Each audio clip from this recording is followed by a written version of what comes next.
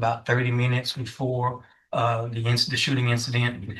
He is, at least the state's position is, he's captured on surveillance video walking into and out of the probation department wearing the similar clothing described by our victim and leaving in a similar vehicle. So I'm going to grant the state's motion in limine in full. If there's anything obviously that comes up, Mr. Burbank or Mr. Coleman, that makes either of you think that any of these things on the motion in limine would become admissible or relevant, just approach outside the hearing of the jury and we'll take care of it at that time. There is another issue, Judge. An ID tech with Beaumont PD lifted a latent print or prints from the suspect vehicle. Those prints are referenced in a report done by the that ID tech, which was turned over to defense counsel in discovery. And in that report, it indicates that there was a quote unquote AFIS hit on those latent prints that linked back to this defendant. While it was referenced in the report, just this weekend when I was prepping the case, I realized I didn't have those latent prints and I didn't have the AFIS report. So I reached out by email this weekend. The ID tech emailed me the actual prints referenced in the report, and I have forwarded that email to Mr. Burbank. Okay. But nevertheless, they were referenced in the report. Okay. All right. Anything else? There is surveillance video in this case, Your Honor, allegedly about 30 minutes before the incident, in which this defendant is seen leaving the probation department. He was scheduled to meet with his probation officer on that day, about 30 minutes before the shooting incident. He is, at least the state's position is, he's captured on surveillance video walking into and out of the probation department wearing the similar clothing described by our victim and leaving in a similar vehicle. I think it is important. Certainly, we want to put that surveillance video in. There's no identifying or markings on that video that would indicate quote unquote probation department or CSCD. However, I think it's important to establish that the individual by the name of Asa Jones had an appointment at the probation department that day. I am perfectly okay with not referring to it as probation department. I'm not going to elicit the employment of any sponsoring witness for that video. Like, you work for the probation department.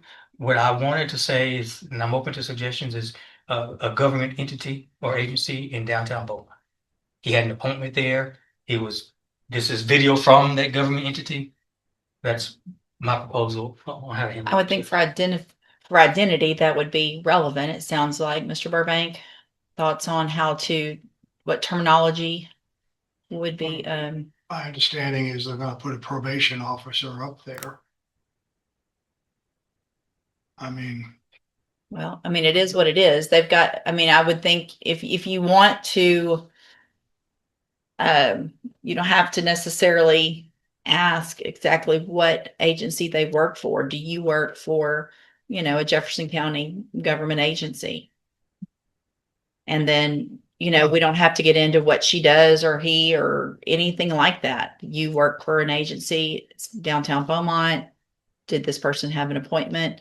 And nobody goes into, I mean, obviously, if you cross-examine. Yeah, I don't know whether or not you even have to get into that. If they're going to sponsor the video saying that this was video from where I work, or not where I work, but I'm the author of this video, and that's it. You say you had an appointment, it doesn't take a rocket scientist to put two and two together. But if you say, this is a video of. Well, but I would think the point of it would be that it was they would be testifying that person with the same name had the appointment. Well, not just the video. Does it have to be an appointment? It's just that we looked at our video, we were requested to look at, I'm, the keeper of the video, it all works well. And upon a request, we got that. This is fair and accurately depicting on such and such a time or such and such a date. I mean, they can't, if they're going to say that's him in the video, then I think that opens up. Okay, well, how did you know? Just a strange person. But if he's just going to post the video and say that this was. But if that person can identify him, can the person identify? I will admit that video is not the best quality. Okay. Which is why we would like to go into the records maintained in the ordinary course of business by the agency, by the entity that would reflect that this person with this name had that appointment that day. So you're going to get further. I think it would be relevant and depending on what comes out, probably admissible for identification purposes if that person from the probation office, that we're not going to say probation office, is allowed to say that this person. Well, he just said he didn't know the person. No, but he's saying that they have records from the department that say that Asa Jones had an appointment that day at that agency. And I don't see how that's not relevant. If just based on what little I've heard about, this is clothes and identifying factors, and here we have the defendant with this name, and I think it's admissible. I think it's just a matter of tiptoeing around what the agency is, and what you don't have to say what the appointment was for or anything like that, but that he had an appointment at this agency, and I'm going to allow them to testify that. I mean, it's this person that's going to testify or knows or has personal knowledge that he was seeing her or him at the agency. It sounds like the testimony is just that he had an appointment that day. Yeah. And is that person knowledgeable in reference to the appointments that day, or is he just reading off a record? As a business record custodian. Yeah. Okay. For the record, I objected this time, Judge, and I asked that you rule on it, that it opens up extraneous. In addition to that, well, I think I filed an objections for any of the business record. He filed an objection, but I don't know that this is the type of, I mean, if it was provided 14 days ahead, then I don't know. It's not like the certificate of analysis where. Showing an objection to the cell phone records. I Specific objection. Oh, I see another objection to 911 call business record affidavit. But I guess my question is just if a business record affidavit is filed timely 14 days ahead of trial, unlike a certificate of analysis where if there's an objection, then you have to bring the witness. On a business record affidavit, I think if it's filed timely, what is the objection? I think the only objection, I'm sorry, Mr. Burbank, is to the form. It's to the form of the business record. So, or some defect in the business record. Yeah, I think it's just as to the form. I looked it up and I don't see anything that says if something's objected to, then it has to be, if there's a specific part of the form. I'll take a look at, I looked at one already and it looked, I mean, these are from April. So obviously they're, well, at least one of them is, and then the other is. Judge, the 911 call, we're going to bring a live witness to sponsor that. So we don't have to worry about that one. But then the other one is, Cell phone records, business record. and that was done also, it looks like it also in early April. Yes.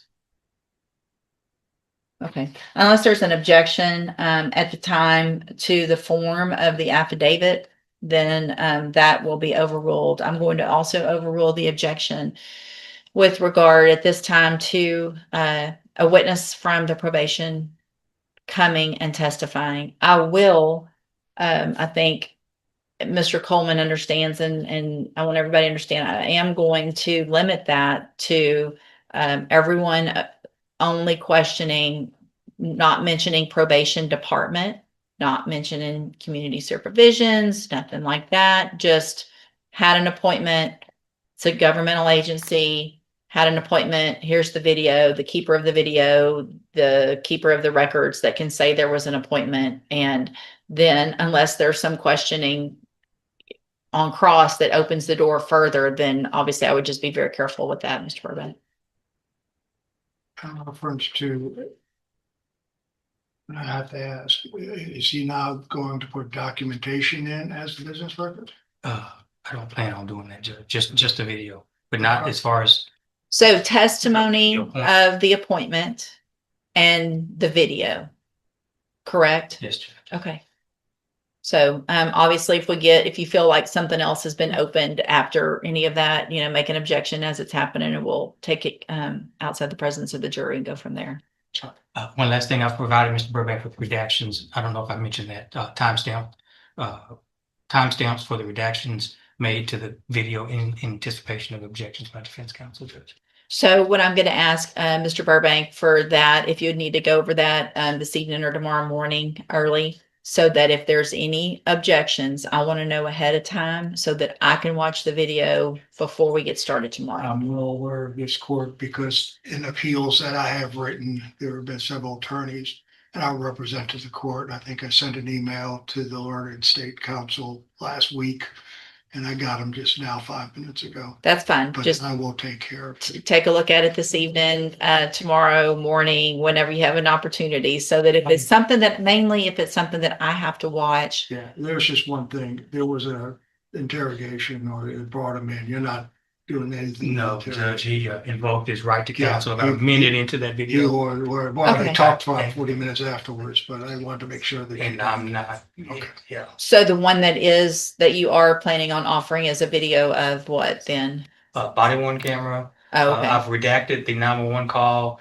in that 911 call had 2 additional unrelated calls on that same recording. Okay. And then there's a couple of other videos as well that I've redacted sound only. I don't know exactly what they are because I referenced them by their file names and the file names are pretty lengthy. Okay. I think they were both body worn cameras as well. Okay. Just take a look. If y'all have any issues, just let me know in the morning. All right. Anything else? Mr. Vasquez, Mr. Smith, Mr. Lewis, you guys are all free to go. Thank y'all very much. And just like that, the pretrial hearing comes to an end, but make no mistake, this was far from routine.